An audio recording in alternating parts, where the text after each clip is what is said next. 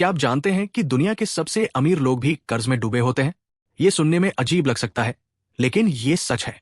जहां ज्यादातर लोग कर्ज से डरते हैं, वहीं अरबती लोग इसी कर्ज का इस्तेमाल अपनी दौलत बढ़ाने में करते हैं। जब मैं बच्चा था, तब मेरे गरीब पापा बहुत पढ़े लिखे थे। उनके पास कई डिग्रियां थी, सरकारी नौकरी थी, इज्जत थी और अच्छा वेतन भी था। फिर भी वो हमेशा पैसों की टेंशन में रहते थे। असल दिक्कत ये नहीं थी कि उनके पास कर्ज था, बल्कि वो ये नहीं जानते थे कि उस कर्ज का सही इस्तेमाल कैसे किया जाए। अगर आप ये वीडियो अंत तक देखेंगे, तो मैं आपको बताऊंगा कि आप कैसे कर्ज को अपनी संपत्ति बढ़ाने का जरिया बना सकते हैं। क्या आपने कभी सोचा है कि हम स्कूल में सालों तक गणित के कठिन सवाल, इतिहास की तारीखें और व्याकरण के नियम पढ़ते हैं, लेकिन हमें कभी ये नहीं सिखाया जाता कि पैसों को कैसे संभालना है?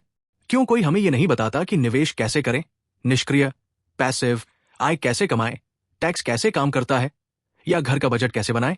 ये कोई छोटी गलती नहीं है, बल्कि एक बहुत बड़ी समस्या है जो पीढ़ी दर पीढ़ी चली आ रही है।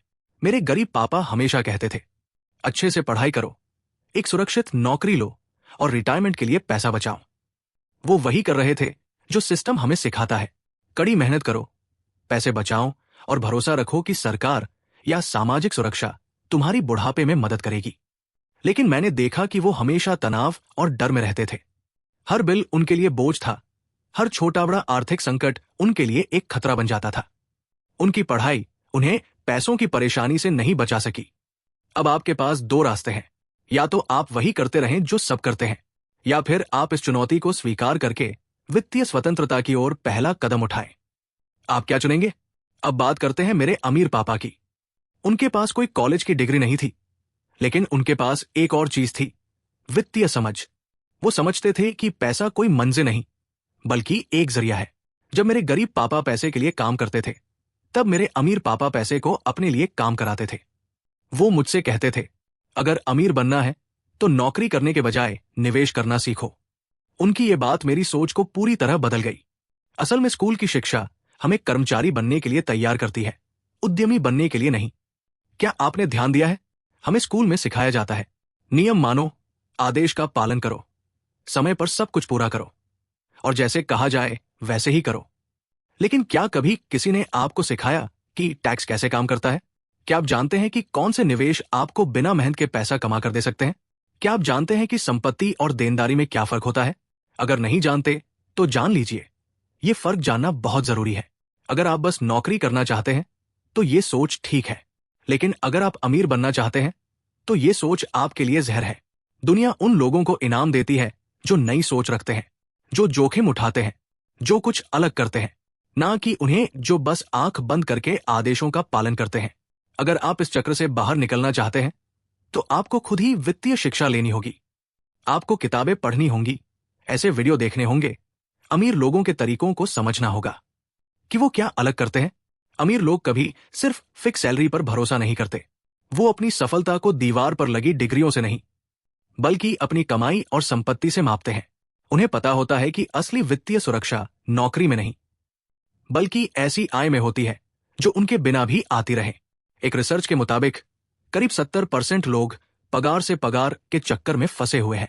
मतलब अगर उनकी नौकरी गई तो उनका गुजारा मुश्किल हो जाएगा।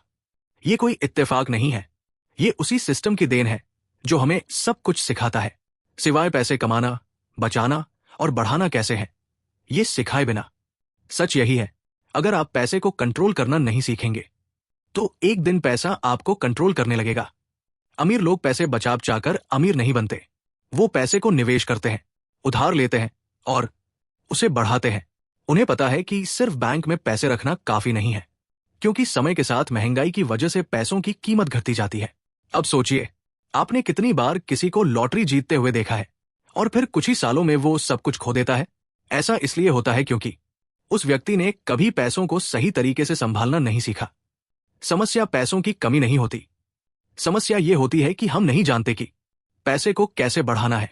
अगर आप किसी ऐसे इंसान को जिसके पास वित्तीय समझ नहीं है $1 मिलियन भी दे देंगे तो कुछ ही समय में वो सब खत्म कर देगा। लेकिन अगर आप किसी समझदार इंसान से सारा पैसा छीन भी ले तो भी वो कोई तरीका ढूंढ लेगा पैसा वापस कमाने और बढ़ाने का। अगर आप सच में अपनी जिंदगी बदलना चाहते हैं तो आपको अभी से शुरुआत करनी होगी। ज्यादा पैसे कमाने का इंतजार मत कीजिए, क्योंकि अगर आप थोड़ा पैसा नहीं संभाल सकते तो आप बहुत ज्यादा पैसा भी नहीं संभाल पाएंगे। हमारी पारंपरिक शिक्षा हमें हमेशा सिखाती है कि जोखिम से बचो। यही वजह है कि ज्यादातर लोग पैसे खोने के डर से कभी कुछ नया करने की हिम्मत ही नहीं जुटा पाते। लेकिन अमीर लोग जानते हैं कि समझदारी से लिया गया जोखिम ही तरक्की की कुंजी है। वो जोखिम का सही मूल्यांकन करना सीखते हैं, बाजार को समझते हैं और पैसों का रणनीतिक स्ट्रैटेजिक तरीके से इस्तेमाल करना जानते हैं। वो सिर्फ पैसे कमाने के लिए काम नहीं करते, वो ऐसी संपत्तियां बनाते हैं जो खुद ब खुद पैसे कमाए। ये मैंने अपने अमीर पिता से सीखा। उन्होंने मुझे बताया कि एसेट संपत्ति और लायबिलिटी देनदारी में क्या फर्क होता है। उन्होंने कहा, गरीब लोग लायबिलिटी खरीदते हैं और सोचते हैं कि वो एसेट है, जबकि अमीर लोग एसेट खरीदते हैं और कर्ज का समझदारी से इस्तेमाल करते हैं। अगर आप भी अपनी वित्तीय स्थिति बदलना चाहते हैं तो आपको अभी से शुरुआत करनी होगी। खुद से पूछिए, आपने पैसों के बारे में पढ़ने में, समझने में, सीखने में कितना समय दिया है? अगर जवाब है कभी नहीं, तो यही वजह है कि आप अभी तक अमीर नहीं बने। वित्तीय आजादी का पहला कदम यह है कि आप खुद जिम्मेदारी लें अपनी शिक्षा की, खासतौर पर पैसों को लेकर। आप ये उम्मीद नहीं कर सकते कि सरकार या स्कूल आपको अमीर बनने का तरीका सिखाएंगे। ऐसा कभी नहीं होगा। लेकिन अच्छी खबर यह है कि आज के दौर में ज्ञान पाना बहुत आसान है। आप किताबों से, ऑनलाइन कोर्सों से, मेंटर से और अपने अनुभव से भी सीख सकते हैं। अब मेरी आपके लिए एक चुनौती है। अगले 7 दिनों तक हर दिन कम से कम 30 मिनट पैसों के बारे में कुछ नया सीखने में लगाइए। सच्चाई यह है कि कर्ज से बचने में कोई बुद्धिमानी नहीं, बल्कि कर्ज का सही इस्तेमाल सीखना जरूरी है। अब मैं चाहता हूं कि आप सोचें, आपने अब तक जो भी पैसा कमाया है उसका इस्तेमाल आपने कैसे किया? क्या आपने कभी उस पैसे को निवेश करने, कोई व्यापार शुरू करने या टैक्स बचाने के तरीके में लगाया है? कोई भी ऐसा विषय चुनिए जो आपको संपत्ति बनाने के करीब ले जाए। सप्ताह के अंत में आप खुद देखेंगे कि आपकी सोच में कितना बदलाव आया है।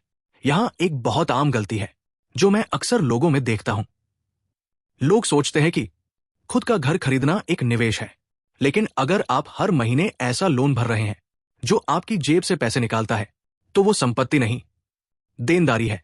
तो फिर ये एक एसेट संपत्ति नहीं है, क्योंकि सच्चाई यह है कि असली संपत्ति जेब में नहीं, बल्कि आपके दिमाग में शुरू होती है। अगर कोई एक चीज है जो ज्यादातर लोगों ने पैसों को लेकर गलत सीखी है, तो वो है कर्ज से डर। हम बचपन से सुनते आए हैं कि उधार लेना गलत है, कर्ज से हमेशा बचना चाहिए। कर्ज लेने का मतलब है वित्तीय बर्बादी। लेकिन क्या होगा अगर मैं कहूं कि दुनिया के सबसे अमीर लोग लगातार कर्ज ले रहे हैं और इसी वजह से वो और भी अमीर बनते जा रहे हैं? ये बात सुनकर अजीब लग सकती है, लेकिन यही वो फर्क है जो अमीर और गरीब के बीच होता है। असल में कर्ज 2 तरह का होता है, अच्छा कर्ज और बुरा कर्ज। कुछ लोग सोचते हैं थोड़ा पैसा मिल जाए, चाहे कर्ज के रूप में ही क्यों न हो, तो ना मिलने से बेहतर है। अगर आपके पास ऐसा कर्ज है जिस पर बहुत ज्यादा ब्याज लग रहा है, तो आप बैंक या फाइनेंशियल कंपनी से बात कर सकते हैं। मोल भाव कीजिए। आपको जानकर हैरानी हो सकती है कि वो आपको कितनी छूट दे सकते हैं। असल परेशानी यह है कि हमारा सिस्टम हमें हर तरह के कर्ज से डरना सिखाता है, बिना ये बताए कि अच्छे और बुरे कर्ज में फर्क क्या है। बुरा कर्ज वो होता है जो हर महीने आपकी जेब से पैसे निकालता है, जो आपके बजट पर बोझ बनता है और जिसका कोई फायदा नहीं होता। जैसे वो कर्ज जिससे आपने नई कार खरीदी, जो जैसे ही शोरूम से बाहर आई उसकी कीमत गिर गई, या वो क्रेडिट कार्ड बिल जिससे आपने बेकार की चीजें खरीदी, या फिर वो लोन जो आपने सिर्फ छुट्टियां मनाने के लिए लिया, जो कुछ पल की खुशी देता है लेकिन लंबे समय का नुकसान। अब बात करें अच्छे कर्ज की, तो ये वो होता है जो हर महीने आपकी जेब में पैसे डालता है। जैसे ऐसा लोन जिससे आपने कोई संपत्ति खरीदी जिसे आप किराए पर दे सकते हैं और उसका किराया ही लोन भरता है, या फिर ऐसा फाइनेंस जिससे आपने कोई बिजनेस शुरू किया जो हर महीने कमाई का जरिया बना। मतलब ये कि ये दूसरों के पैसों का समझदारी से किया गया इस्तेमाल है ताकि आप भविष्य में ज्यादा पैसे कमा सकें। लेकिन यहां एक बहुत जरूरी बात है, अच्छा कर्ज तभी अच्छा होता है जब आप इसे सही तरीके से इस्तेमाल करना जानते हैं। यही वो जगह है जहां ज्यादातर लोग गलती कर बैठते हैं। वो बिना सोचे समझे कर्ज लेकर बिजनेस शुरू कर देते हैं, बिना प्लानिंग के, बिना ये सोचे कि पैसा वापस कैसे आएगा, और फिर डूब जाते हैं कर्ज में। आप ऐसा घर नहीं खरीद सकते जो आपकी जेब से पैसा निकालता रहे और बस इसलिए खुश रहें कि मेरे पास घर है। अच्छा कर्ज एक बहुत शक्तिशाली टूल है, लेकिन हर टूल को सही तरीके से इस्तेमाल करना आता हो, ये जरूरी है। शुरुआत में मुझे भी ये बात समझ नहीं आई थी। फिर मेरे अमीर मेंटर ने मुझे समझाया, एक नई कार एक पैसिव लायबिलिटी होती है जो आपकी जेब से पैसा निकालती है। ज्यादातर लोग ऐसे ही पैसिव्स खरीदने के लिए कर्ज लेते हैं, जबकि अमीर लोग एसेट्स, संपत्तियां खरीदने के लिए कर्ज का इस्तेमाल करते हैं। बुरा कर्ज अक्सर किसी उपलब्धि के रूप में छिपा होता है। अब सोचिए, अगर आपने एक घर खरीदा और उसे किराए पर दिया, तो किराएदार आपका लोन भरता है। अब ये एक असली एसेट है। इन दोनों के बीच का फर्क बहुत बड़ा है। अगर आप इस समय कर्ज में डूबे हुए हैं, तो घबराने की कोई जरूरत नहीं। समाधान ये नहीं है कि आप बिना किसी योजना के अपना सारा कर्ज चुकाना शुरू कर दें। सबसे पहला कदम यह है कि आप खुद समझें कौन सा कर्ज अच्छा है और कौन सा बुरा। फिर आपको ऐसे तरीके खोजने होंगे कि बुरे कर्ज को अच्छे कर्ज में बदला जा सके। मान लीजिए आपके पास एक महंगी कार का लोन है जो आपकी कमाई पर भारी पड़ रहा है। अब अगर उसी पैसे को आप किसी ऐसी चीज में लगाएं जो हर महीने कमाई दे, तो ये बदलाव छोटा भले हो, लेकिन उसका असर बहुत बड़ा हो सकता है। अरबती लोग ये हमेशा करते हैं। क्या आपको लगता है कि एलोन मस्क या जेफ बेजोस ने अपनी पूरी संपत्ति सिर्फ अपने पैसों से बनाई? बिल्कुल नहीं। उन्होंने बैंकों, निवेशकों और दूसरों के पैसों का इस्तेमाल किया। उन्होंने कर्ज का स्मार्ट इस्तेमाल किया ताकि वो और ज्यादा कमा सकें। जबकि ज्यादातर लोग कर्ज का इस्तेमाल सिर्फ खपत के लिए करते हैं, मौज के लिए, दिखावे के लिए। और अब मैं चाहता हूं कि आप एक बार जरा सोचें, जब आप लोन लेने या किश्तों में कोई चीज खरीदने के बारे में सोचते हैं, तो क्या आप ये सोचते हैं कि ये आपके लिए पैसा कैसे बना सकता है? मैंने सीधे एक ही संपत्ति खरीदने के बजाय कम डाउन पेमेंट के साथ कई संपत्तियों को फाइनेंस करवाया और ये सुनिश्चित किया कि उनका किराया ही लोन की किश्तें चुका दे और मुझे मुनाफा भी दे। ज्यादातर लोग सिर्फ खर्चे के नजरिए से सोचते हैं, लेकिन कभी रणनीति से नहीं सोचते। तो अब मेरी आपके लिए एक चुनौती है। अगले 30 दिनों में आप अपने सारे खर्चों और कर्जों का विश्लेषण करें। हर एक को अच्छा कर्ज या बुरा कर्ज के रूप में बांटें। अगर कोई कर्ज बुरा है, तो उसे खत्म करने की योजना बनाइए। अगर कोई कर्ज अच्छा है, तो सोचिए कि आप उसे और भी समझदारी से कैसे इस्तेमाल कर सकते हैं। और सबसे जरूरी बात, कोई भी नया कर्ज लेने से पहले खुद से एक सवाल जरूर पूछिए, क्या ये मेरी जेब में पैसा डालेगा या मेरी जेब से पैसा निकालेगा? ये सोचने का तरीका अगर आप बदल लें, तो आपकी पूरी फाइनेंशियल स्थिति बदल सकती है। अगर मैंने एक चीज सीखी है, तो वो ये कर्ज खुद में समस्या नहीं है। असल समस्या ये है कि ज्यादातर लोग इसका सामना कैसे करते हैं। असल में ये समझना जरूरी है कि पैसा आपके पास कैसे आता है और कैसे चला जाता है। ज्यादातर लोग पूरी जिंदगी ये नहीं समझ पाते कि उनका पैसा कहाँ जा रहा है। कर्ज का डर अनजानेपन और फाइनेंशियल जानकारी की कमी से आता है। इसीलिए इतने लोग बिल, ब्याज और चिंता के कभी न खत्म होने वाले चक्र में फंसे रहते हैं। समस्या कर्ज में नहीं है, समस्या है बिना योजना के कर्ज लेने में। इसका हल 2 शब्दों में है, अतिरिक्त आय। अगर आपकी मौजूदा सैलरी आपके खर्चों और कर्ज को नहीं संभाल पा रही है, तो आपको नए कमाई के स्रोत ढूंढने होंगे। इसका मतलब हो सकता है आप कुछ ऐसा बेचें जो अब आपके काम का नहीं है, कोई सेवा दे या कोई साइड बिजनेस शुरू करें। सबसे पहली बात जो आपको समझनी चाहिए, बुरा कर्ज आपकी आजादी छीन लेता है। ये आपको पैसे के लिए काम करने पर मजबूर करता है, जबकि होना तो ये चाहिए कि पैसा आपके लिए काम करे। और सबसे बुरी बात यह है कि ज्यादातर लोग ये महसूस ही नहीं करते कि वे फंसे हुए हैं। वे मान लेते हैं कि कर्ज में जीना जिंदगी का हिस्सा है, लेकिन ऐसा नहीं होना चाहिए। अगर आप बुरे कर्ज से बाहर निकलना चाहते हैं, तो आपको अपनी सोच और आदतों में अभी से बदलाव करना होगा। पहला कदम है अपनी असली स्थिति को पहचानना। कई लोग अपनी देनदारियों को देखने से डरते हैं। उन्हें लगता है कि पता नहीं क्या दिखेगा। वे सिर्फ क्रेडिट कार्ड का न्यूनतम पेमेंट करते हैं, बिना ये जाने कि कुल बकाया कितना है। वे किस्तें भरते हैं, लेकिन ब्याज नहीं समझते। अगर आप सच में फाइनेंशियल सुधार चाहते हैं, तो सच्चाई का सामना कीजिए। एक कागज उठाइए और लिखिए, आपने कितना कर्ज लिया है, किससे लिया है और उस पर ब्याज कितना है। यकीन मानिए, ज्यादातर लोग ये कभी नहीं करते। लेकिन ये छोटा कदम आपको ज्यादातर लोगों से आगे कर देगा। अब जब आपको पता चल गया कि स्थिति क्या है, तो अब उसे सुधारने की योजना बनाइए। इसके लिए एक सिंपल और असरदार तरीका है स्नोबॉल मेथड। इसमें आप अपने कर्ज को सबसे छोटे से सबसे बड़े क्रम में लिखते हैं। ब्याज दर को फिलहाल नजरअंदाज करें। हर कर्ज पर न्यूनतम भुगतान करते रहें, लेकिन सबसे छोटे कर्ज को जल्दी से जल्दी खत्म करें। जैसे ही वो कर्ज खत्म हो जाए, उस पर जो पैसा जा रहा था, अब अगले कर्ज में लगाइए। इस तरह जैसे बर्फ का गोला बढ़ता है, आपका कर्ज भी तेजी से खत्म होता जाएगा और जल्दी ही आप खुद को कर्जमुक्त पाएंगे। अब आप सोच रहे होंगे, रॉबर्ट, मैं तो अभी के बिल ही नहीं भर पा रहा, मैं कर्ज कैसे चुकाऊंगा? तो सुनिए, आजकल इंटरनेट के जमाने में पैसे कमाने के हजारों तरीके हैं। आपको कभी भी सिर्फ एक ही इनकम पर निर्भर नहीं रहना चाहिए, खासकर जब वो इनकम पहले से खर्चों में उलझी हो। अब सवाल यह है, क्या आप सिर्फ खर्च बढ़ाने वाले पैसिव जमा कर रहे हैं, या आप ऐसे एसेट्स बना रहे हैं जो आपकी जेब में पैसे डालते हैं? आज आप क्या कर सकते हैं ताकि पैसे का और अधिक रणनीतिक तरीके से उपयोग शुरू कर सकें? इसके अलावा, यदि आप सच में बुरे कर्ज से बाहर निकलना चाहते हैं, तो आपको अनावश्यक खर्चों को कटौती करनी होगी। और यहां एक चुनौती है, अगले 30 दिनों तक हर पैसे का हिसाब रखें जो आपके जेब से निकलता है। मैं गारंटी देता हूं कि आप हैरान होंगे कि कितना पैसा बिना ध्यान दिए खर्च हो जाता है।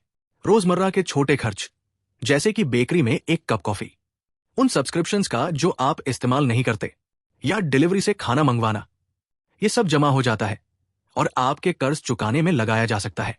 एक और महत्वपूर्ण बात, नए बुरे कर्ज को बनाना बंद करें। कई लोग पुराने कर्ज चुकाने के लिए नए कर्ज लेते हैं, एक कर्ज को दूसरे में डालते हैं, लेकिन ये आग पर पेट्रोल डालने जैसा है। अगर आप अपनी वित्तीय स्थिति को बदलना चाहते हैं, तो सबसे पहले बुरे कर्ज के प्रवाह को रोकना होगा और फिर उन्हें समाप्त करना होगा। और एक आखिरी बात जो कोई नहीं बताता, अपने कर्ज की मोल भाव करना एक शक्तिशाली समाधान हो सकता है। अधिकांश लोग नहीं जानते, लेकिन कई कंपनियां और बैंक ब्याज कम करने या कर्ज का कुछ हिस्सा माफ करने के लिए तैयार है, अगर आप समझदारी से मोल भाव करें। अब कल्पना करें कि बिना बुरे कर्ज के बोझ के आपका जीवन कैसा होगा। सोचिए उस राहत के बारे में जब आप जानेंगे कि आपका पैसा आपके भविष्य में निवेश हो रहा है, बजाय इसके कि उसे बेहिसाब ब्याज में डुबो दिया जाए। यह संभव है, लेकिन यह सब एक निर्णय से शुरू होता है, अपनी मानसिकता को बदलने और अब कार्रवाई करने का निर्णय। और यही आपका समय है। अगर आपने अच्छे और बुरे कर्ज के बीच अंतर समझ लिया है, तो अब सबसे महत्वपूर्ण हिस्सा आता है, कैसे कर्ज का उपयोग करें। अधिकांश लोग अपनी पूरी जिंदगी कर्ज से बचने की कोशिश करते हैं, जबकि अमीर लोग इसका उपयोग संपत्ति बढ़ाने के एक उपकरण के रूप में करते हैं। समस्या कर्ज में नहीं होती, समस्या यह है कि कर्ज के साथ कोई रणनीति नहीं होती। अगर आप सही तरीके से कर्ज का उपयोग करना सीखते हैं, तो आप अपनी वित्तीय वृद्धि को ऐसे तेजी से बढ़ा सकते हैं जैसे कि बचत कभी नहीं कर सकती। पहला सिद्धांत जो आपको समझना चाहिए वो है वित्तीय उत्तोलन। कल्पना करें कि आपके पास निवेश करने के लिए 8 लाख रुपए हैं। अगर आप उस पैसे से कुछ खरीदते हैं, तो आपकी वृद्धि की क्षमता उसी राशि तक सीमित रहेगी। लेकिन अगर आप उस पैसे को लेकर और 92 लाख रुपए का वित्त पोषण प्राप्त करते हैं, तो अचानक आपके पास 1 करोड़ रुपए निवेश करने का अवसर होगा। अब इसको संपत्ति के संदर्भ में सोचिए। अगर आप 8 लाख का उपयोग करके 1 करोड़ रुपए की संपत्ति का वित्त पोषण करते हैं और उस संपत्ति को इस तरह से किराए पर देते हैं कि किस्त भी कवर हो जाए और मुनाफा भी हो, तो आपने एक छोटी राशि को एक उच्च मूल्य की संपत्ति में बदल दिया। ये उत्तोलन है। दूसरों का पैसा उपयोग करके संपत्ति निर्माण करना बड़े निवेशक हमेशा यही करते हैं। वे संपत्तियां बिना पूरी राशि चुकाए खरीदते हैं। वे अपना पैसा खर्च नहीं करते। वे बैंकों, निवेशकों और अन्य पूंजी स्रोतों का उपयोग करते हैं। और सबसे दिलचस्प बात यह है कि जैसा कि कई लोग सोचते हैं, बैंक उन लोगों को पैसे उधार देना पसंद करते हैं जो सही तरीके से कर्ज में हैं। ये इसलिए है क्योंकि वे जानते हैं कि ये लोग पैसे का रणनीतिक रूप से उपयोग करना समझते हैं। अब इससे पहले कि आप कर्ज लेने दौड़े, एक महत्वपूर्ण नियम है, जिस कर्ज को आप लेते हैं वो जितना खर्च करता है उससे अधिक पैसा उत्पन्न करना चाहिए। इसका मतलब है, अगर आप संपत्ति का वित्त पोषण कर रहे हैं, तो किराया आपकी किस्तों से अधिक होना चाहिए।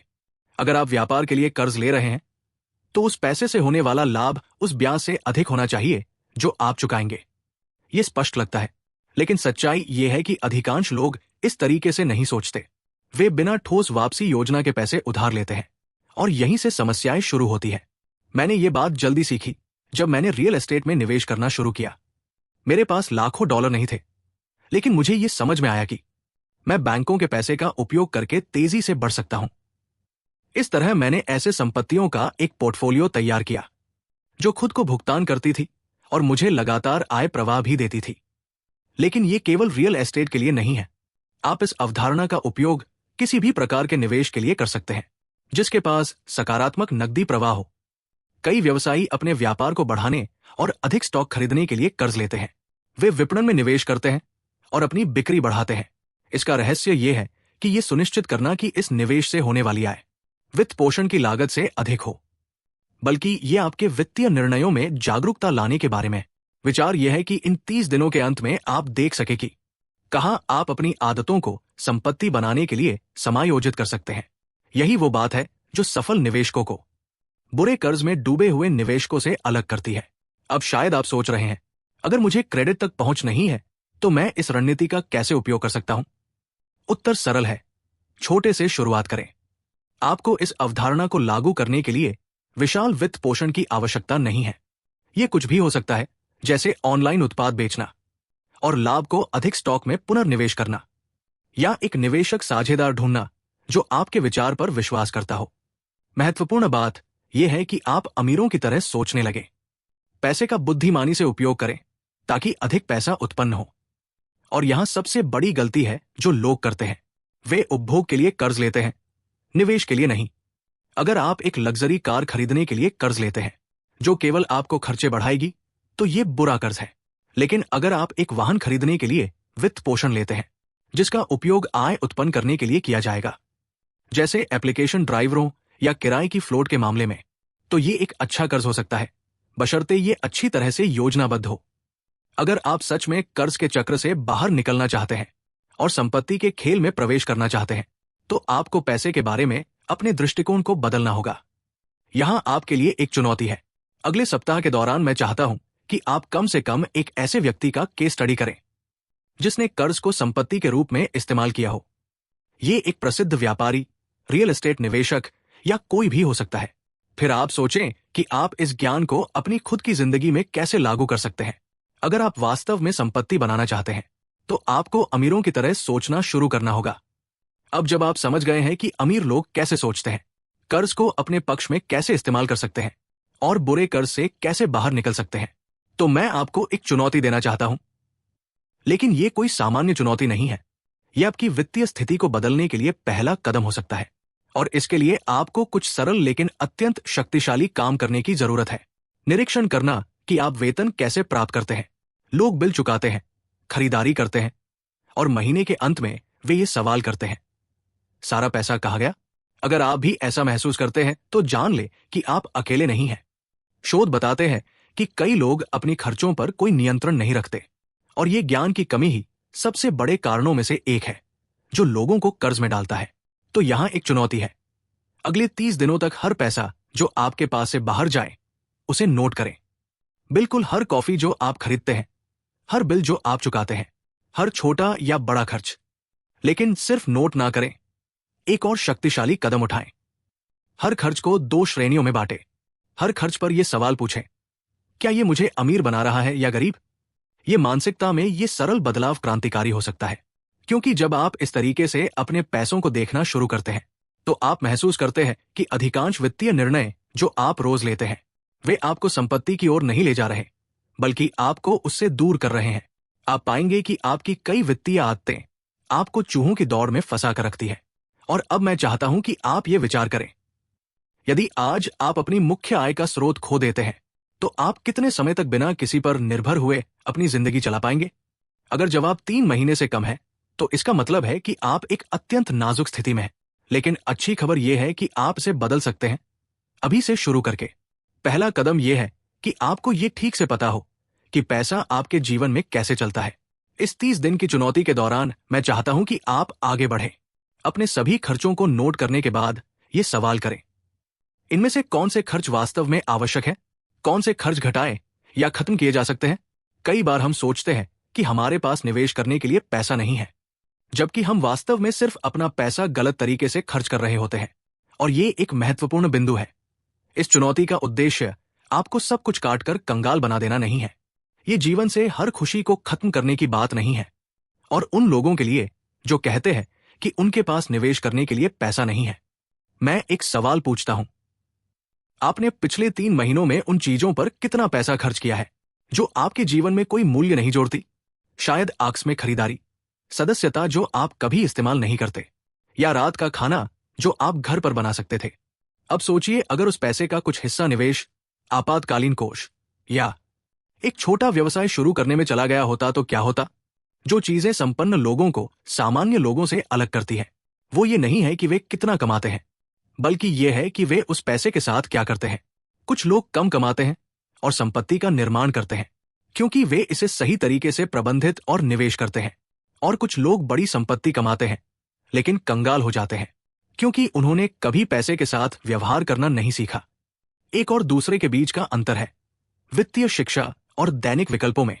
धन सिर्फ पैसे कमाने के बारे में नहीं है, ये सही तरीके से उनका इस्तेमाल करने के बारे में है। तो जो मैं चाहता हूं वह करें। इस चुनौती को स्वीकार करें।